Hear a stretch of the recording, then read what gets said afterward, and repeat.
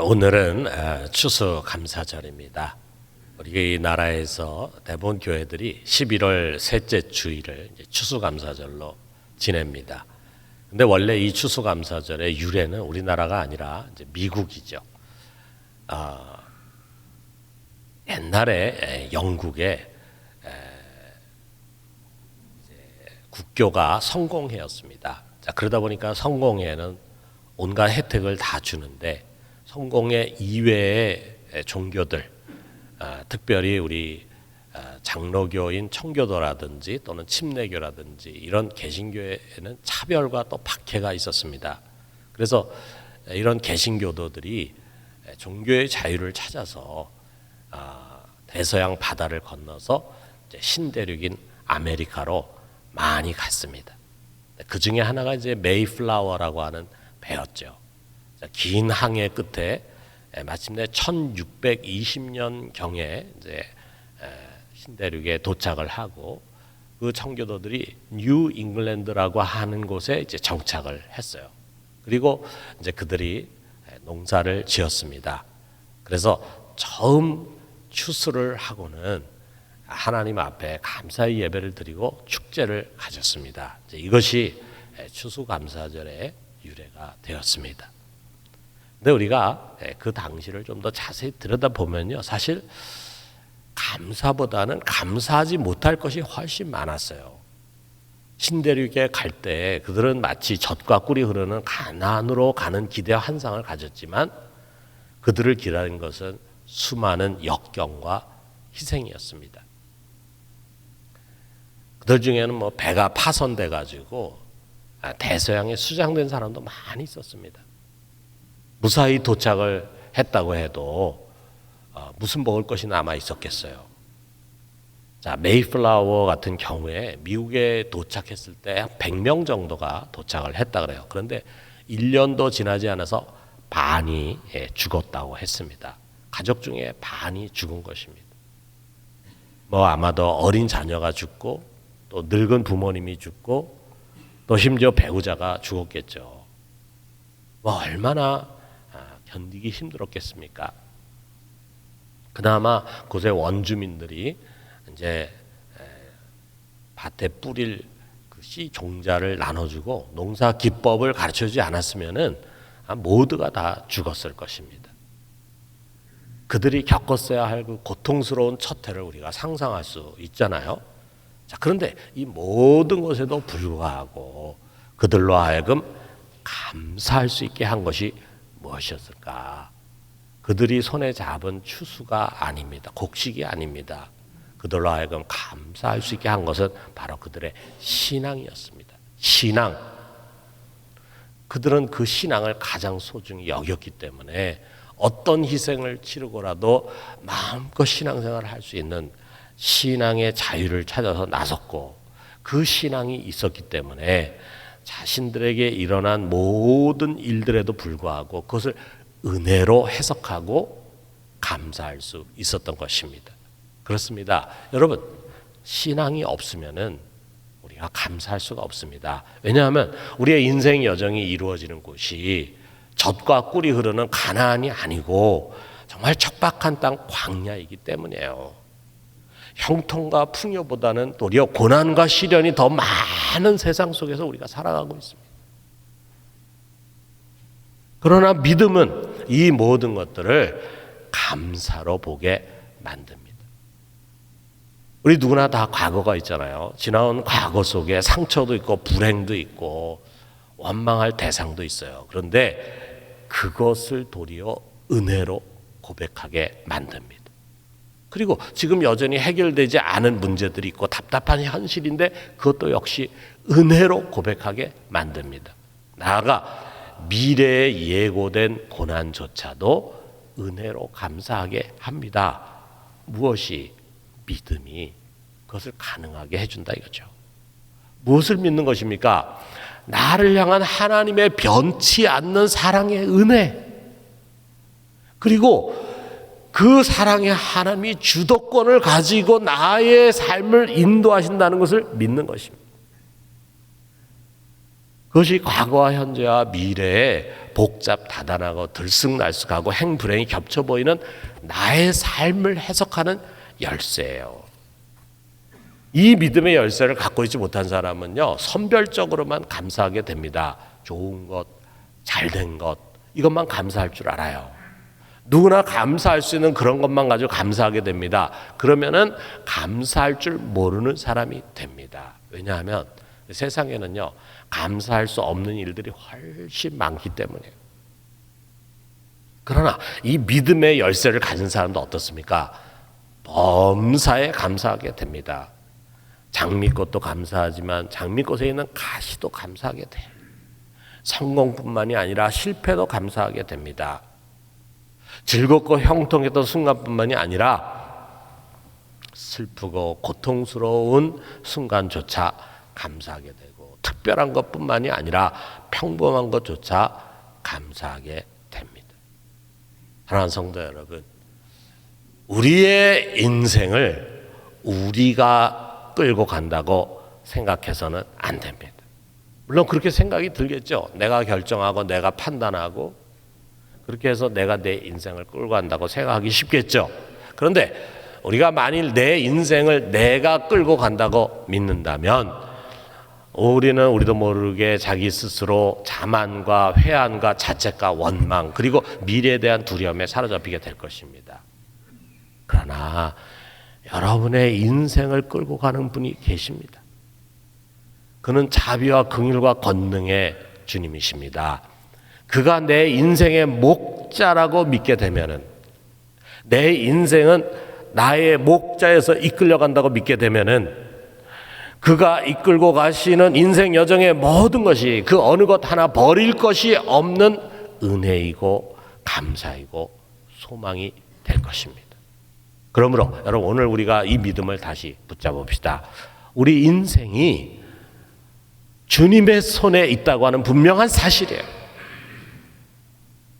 오늘 설교를 통해서 다시금 우리 속에 이 믿음이 되살아나고 각인될 수 있게 되기를 주님의 이름으로 축원합니다. 자, 오늘 우리가 읽은 이 말씀은요, 성령의 역사를 소개하면서 시작을 해요. 우리 안에 성령이 계십니다. 자, 그런데 이 성경의 앞부분을 우리가 참고하면은, 자, 거기까지 어떤 일이 있었는가를 말해줍니다. 우리가 잘 아는 내용이에요. 하나님께서 우리를 구원하기 위해서 그의 아들을 보내주셨잖아요. 그 아들 예수 그리스도께서 종의 형체를 가지고 이 세상에 오셔가지고 자기의 몸을 우리의 죄를 대속하기 위한 희생 제물로 내어주셨어요. 완전한 희생이고 완전한 사랑입니다. 이 구속의 은혜를 믿고 받아들이는 자들에게 누구든지 하나님은 그의 영, 곧 성령을 부어주십니다. 그렇기 때문에 예수님을 믿는 자 안에는요, 누구도 예외 없이 성령께서 오셔서 내주하시고 함께 하십니다. 여러분이 정말 예수 그리스도가 하나님의 아들이심 믿고 나의 죄를 위해서 십자가에 못 박혀 죽으시고 그로 말미암아 내 죄 사함 받았다라고 하는 분명한 믿음을 고백한다면, 우리가 그것을 오감으로 체험하고 느끼고 하는 것은 아니지만 여러분 속에 성령께서 이미 내주에 계십니다. 함께 하십니다. 이것이 우리가 분명히 믿어야 할 진리의 말씀이에요. 자, 그분이 내 안에 오셔서 가만히 있지 않습니다. 무엇인가를 계속 하십니다.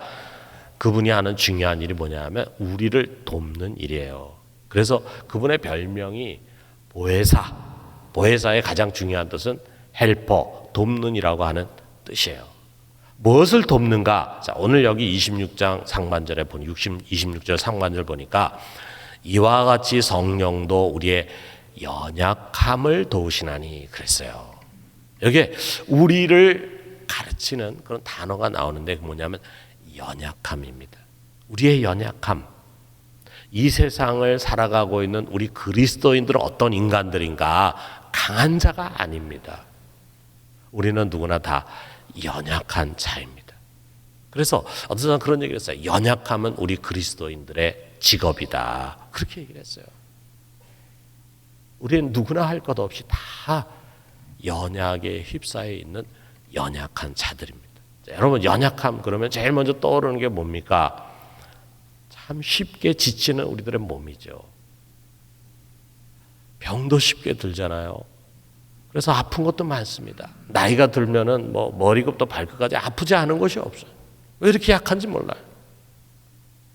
무엇보다도 지난 3년간 우리 인간이 얼마나 약한 존재들인가가 여실하게 드러났잖아요. 이 미세한 보이지도 않는 바이러스 앞에서 쩔쩔쩔쩔 매면서 결국 전 세계 600만 명 이상의 사람들이 죽었습니다. 오랜 시간 일상의 삶이 아예 멈춰지기도 했습니다. 그래서 성경에는요, 참 우리 인간이 얼마나 연약한 존재인가라고 하는 것을 이렇게 표현하는 글이 있어요. 욥기 4장 19절에 보면은 하물며 흙집에 살며 티끌로 털을 삼고 하루살이 앞에서라도 무너질 자이겠느냐. 우리 인간은 하루살이 앞에서도 무너질 자다. 연약한 자다. 그런데 60만 연약한 것이 아니잖아요. 마음도 약합니다. 우리는 왜 이렇게 쉽게 상처를 받는지 몰라요. 왜 이렇게 늘 걱정과 근심에 사로잡히는지 몰라요. 왜 이렇게 늘 자주 낙심하면서 우울해하는지 모릅니다. 뿌리 깊은 나무처럼 좀 안정된 심령을 갖고 싶지만 도리어 우리 마음은 작은 바람에도 흔들리는 나뭇잎같이 연약할 뿐입니다. 자, 그런데 우리들에게 진짜 약한 것이 있어요. 그것이 뭐냐면 우리 인간은 내일을 볼 수가 없어요. 어느 누구도 미래를 알지 못합니다. 자, 그러다 보니까 우리 시야가 너무 좁아요.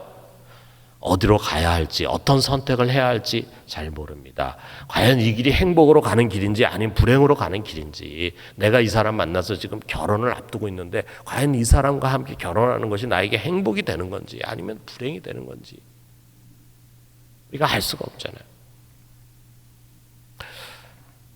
지금 행운처럼 찾아온 이것이 미래의 내 삶의 덫이 될 수도 있잖아요. 우리는 여러 갈래 길 앞에서 종종 답답함을 느낍니다. 중요한 선택 앞에서 우리는 많이 주저하게 됩니다. 왜 그렇습니까? 우리는 내일을 볼 수 없기 때문이에요. 미래를 알 수 없기 때문이에요. 이것이 우리의 연약함입니다. 그래서 여기 연약함으로 번역된 아스테네이아라고 하는 이 말은요, 약함, 무기력함, 병듦과 아울러서 통찰력의 결핍, 통찰력이 없는 것을 가르치는 그런 말이에요. 우리가 볼 수 있는 눈은 지극히 제한적입니다. 그 결과가 무엇이냐면 여기 26절 중반절에 나오는 것처럼 우리는 마땅히 기도할 바를 알지 못하나 그랬어요. 우리는 기도할 줄 모른다 그런 말이 아니에요. 무엇을 우리가 하나님께 기도하고 구해야 할 줄을 모른다 이거죠. 무엇을. 왜 모릅니까? 정말 나에게 유익하고 나에게 좋은 것이 무엇인지 우리가 구별하기 어렵다 이거예요. 이게 진짜 우리의 연약함이에요. 그러므로 성령은 우리의 이 연약함을 도와주시는 거예요. 그래서 26절 하반절에서 27절까지 보면은 오직 성령이 말할 수 없는 탄식으로 우리를 위하여 친히 간구하시느니라. 마음을 살피시는 이가 성령의 생각을 아시나니 이는 성령이 하나님의 뜻대로 성도를 위하여 간구하심이니라 그랬어요. 여러분과 내 안에 온 성령이요 나를 도와주신다. 나의 연약함을 도와주시는데 말할 수 없는 탄식으로 우리를 위해서 간구해 주십니다. 아무거나 기도하는 것이 아니라 하나님의 뜻대로 하나님의 뜻을 살펴서 우리를 위해서 기도해. 자, 이 말의 의미는 이것입니다. 성령이 우리에게 가장 좋은 길을 위해서 기도한다는 거예요. 왜 그렇습니까? 우리를 향한 하나님의 뜻은요, 우리 가장 좋은 것을 주시는 거예요. 그게 하나님 아버지의 뜻입니다. 그 하나님 아버지의 뜻을 따라서 성령은 우리의 가장 좋은 길을 미리 아시고 그것을 위해서 구합니다. 이 성령의 생각을 아시는 아버지께서 그 성령의 기도를 통해서 우리에게 유익하도록 응답해 주시는 거예요. 그러니까 우리도 잘 모르는 가운데, 우리는 알지도 못하는 가운데 성령은 우리에게 가장 좋은 길을 미리 하시고 그것을 하나님 앞에 기도하고 하나님은 그 성령의 기도를 들으시고 우리를 그리로 인도해 가시는 거예요.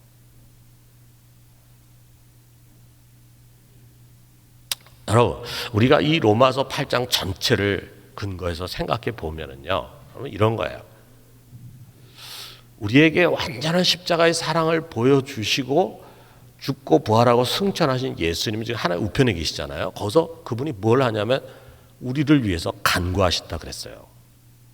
그리고 하나님 아버지는 항상 우리를 위하시고 우리 편이 되시는데 자기의 아들을 아낌없이 내어주신 것 같이 그 어느 것도 아낌없이 우리를 위해 주시는 분이라고 그랬어요. 그리고 성령은 어떻습니까? 우리의 연약함을 도우셔서 우리가 마땅히 기도할 바를 알지 못하지만 그는 우리를 위해서 하나님의 뜻대로 가장 좋은 것을 위해서 항상 간구하시는 분이라고 그랬어요. 여러분 한번 생각해 보세요. 내가 뭔데 이 삼위일체 하나님이 날 이렇게 대하시는가? 내가 뭔데? 여러분 우리가 뭡니까? 내가 그렇게 잘난 사람입니까? 하나님 앞에 가치 있는 존재입니까? 내가 경건하고 의로워서 그런 겁니까? 아닙니다. 우리가 읽지 않았지만 그 다음 29절에 30절에 이걸 가르쳐 주십니다. 하나님은요, 내가 그분을 알기도 전에 미리 나를 아셨어요. 그리고 미리 아신 나를 미리 정하셨어요. 그리고 정하신 나를 때가 됐을 때 부르셨어요. 부르신 나를 의롭다 하시고 의롭다 하신 나를 영화롭게 하셨어요.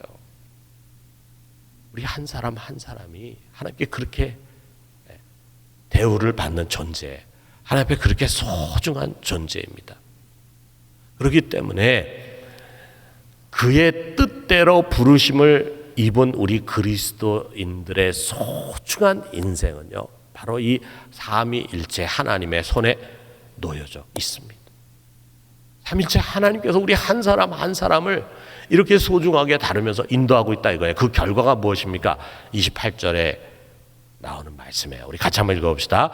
우리가 알거니와 하나님을 사랑하는 자 곧 그 뜻대로 부르심을 입은 자들에게는 모든 것이 합력하여 선을 이루는, 그의 뜻대로 이처럼 부르심을 입은 우리들에게는 모든 것이 합력해 선을 이룬다. 자, 여기서 주어를 모든 것이 주어가 될 수도 있고 하나님 주어가 될 수 있는데 모든 것보다는 하나님을 주어로 해가지고 번역한 성경이 많습니다. 자, 그래서 하나님이 모든 것들을 다 사용하셔가지고 그 모든 것이 우리에게 유익하게 되도록 이끌어 가신다. 그런 말씀이에요. 여러분, 우리는 내일을 모르잖아요. 멀리 내다볼 수가 없잖아요. 그러니까 우리 눈앞에 있는 것만 바라보다 보니까 우리에게는 좋은 것과 나쁜 것이 선명하게 나뉘어집니다. 자, 내가 원하는 대학에 합격하면 좋은 거예요. 근데 불합격하면 나쁜 거예요. 장사나 사업이 내 원하는 대로 잘 되면 좋은 거예요. 근데 실패하고 망하면 나쁜 거예요. 건강하면 좋은 거고 병들면 나쁜 거예요. 이처럼 우리가 보고 판단하는 눈은요, 어떻게 보면 2차원적인 것에 불과해요. 자, 그런데 하나님은 시간을 초월합니다. 영원한 것을 내다보십니다. 그야말로 4차원, 5차원적으로 보세요. 그렇기 때문에 그 하나님의 생각, 우리의 생각과 같을 수가 없죠. 그 하나님의 길은 우리의 길과 같을 수가 없죠. 하나님만이 진정 우리에게 유익한 것이 무엇인가를 잘 아십니다. 당장 눈앞의 결과에 매달리는 우리와 달리 하나님은 멀리 보시고 우리를 인도해 가세요. 그렇기 때문에 때로 하나님 우리를 성공하게도 하시지만 때로 실패를 주기도 하십니다. 우리가 잘 살 수 있게도 하시지만 때로 우리에게 가난도 주세요. 우리에게 시련도 주시고 또 때로 좋은 친구들, 좋은 돕는 사람을 보내주기도 하시지만 때로는 인간 채찍, 사람 막대기를 보내주기도 하십니다. 또 우리에게 많은 것을 주기도 하시지만 때로는 우리의 것을 취하여 가시기도 하십니다. 이런 여러 가지 것들이 우리에게 다양하게 일어날 때마다 2차원적인 우리는 때로는 감사하고 즐겁고 이러지만 때로는 낙심하고 원망하고 막 이러잖아요. 도대체 하나님이 살아계시다면 어떻게 나한테 이럴 수가 있을까라는 그런 생각을 갖기도 하잖아요. 그런데 그 모든 것이 궁극적으로는 선을 이뤄가는 것이에요. 우리 하나님께서 이런 것들을 하나도 버리지 않고 다 사용하시는 거예요. 그래서 이 모든 것이 합력해가지고 우리의 인생길에 선을 이루도록 만들어 가시는 것입니다. 우리 인간의 생각과 사고로는 불가능하죠. 그런데 전능하신 하나님은 그것을 하실 수 있는 거예요. 그래서 잘 된 거, 잘 안 된 거, 우리 눈에는 행복해 보이는 것, 불행해 보이는 것, 이런 모든 것들을 다 가지고 궁극적으로 우리를 선한 길로 인도해 가시는 것입니다. 여러분, 이거 믿으십니까? 아멘입니까? 아멘이에요. 그렇다면 여러분, 우리가 이 하나님의 섭리를 진정으로 믿어지는데 감사하지 못할 것이 무엇이 있겠어요? 지나간 우리의 여정 속에 겪었던 모든 것들, 내가 지금 겪고 있는 모든 것들, 또 내가 미래에 겪게 될 모든 것들, 이 모든 것은 다 우리를 가장 유익한 길로 인도하시는 하나님의 은혜일 뿐입니다. 은혜. 내가 원하는 대로 된 것뿐만이 아니라 내가 원치 않는 대로 흘러간 모든 것들 역시 하나님의 은혜입니다.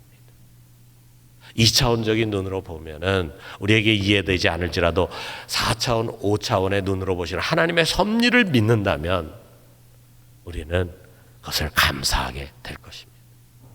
여러분, 지난 3년 동안 코로나로 인해서 얼마나 많은 어려움 우리가 겪었습니까? 그런데 그 속에도요, 하나님의 은혜로운 뜻이 있을 것입니다. 우리는 많은 것을 잃었어요. 우리의 가까운 사람들 중에 병으로 고통받거나 또는 심지어 죽은 사람들도 있습니다. 또 교회의 다양한 교육과 프로그램들이 멈추고 심지어는 대면 예배조차 드리지 못할 때도 있었습니다. 그러나 그로 인해서 우리는 교회와 예배의 소중함을 그 어느 때보다 깊이 느꼈어요. 그리고 일상의 소중함을 절실하게 깨닫고 감사할 줄 알게 되었습니다. 하나님의 인도하심 오묘하잖아요. 여러분, 바울의 몸에 가시가 있었어요. 그런 것처럼 내 인생에 박힌 고난의 가시, 이것 때문에 내가 얼마나 괴롭고 힘들고 아프고 어려워했습니까? 그런데 믿음의 눈으로 보면요, 그것도 은혜의 통로입니다. 돌아보니까 그 고통들이 나를 낮추고 겸손하게 만들었어요. 그거 없었으면은 내 속에 있는 그 깊은 교만 없어지지 않았을 거예요. 그 교만 때문에 내가 하나님의 은혜를 누리지 못했는데 그 고난이, 그 가시가 나를 겸손하게 만들어 준 거예요. 나의 허물을 보게 만들어 준 거예요. 나로 하여금 가난한 심령을 갖게 만들어 준 거예요. 지난 20년 우리 부산중앙교회에서 여러분과 함께한 모든 삶이 다 은혜였습니다. 좋은 것, 행복하고 위로받고 즐겁고 보람있고 한 것도 있었지만 때로는 내가 원치 않는 일들도 있었고 괴롭고 답답한 시간도 있었지만 이 모든 것이 나를 나되게 하신 하나님의 은혜였습니다. 저는 그렇게 믿습니다. 사랑하는 성도 여러분, 우리 잊지 맙시다. 우리가 신앙 고백하는 삼위일체 하나님, 위대하신 우리 하나님은 변함없이 내 인생을 인도해 가십니다. 우리의 인생이 그분의 손 안에 있습니다. 그 권능의 손으로 모든 것들을 오묘하게 조합해서 결국은 우리에게 유익하게 만들어 가십니다. 이 사랑의 인도하심을 우리가 신뢰합시다.